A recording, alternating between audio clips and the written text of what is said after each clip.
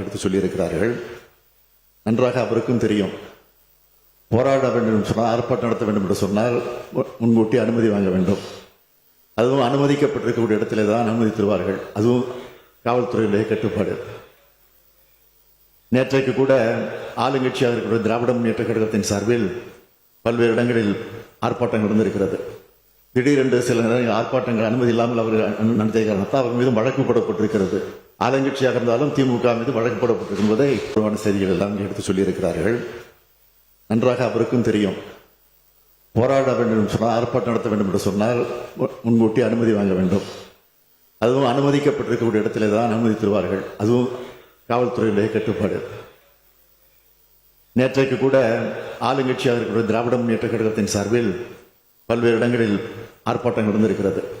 திடீரென்று சில நேரங்கள் ஆர்ப்பாட்டங்கள் அனுமதி இல்லாமல் அவர்கள் நடத்திய காரணத்தால் அவர் மீதும் வழக்கு போடப்பட்டிருக்கிறது.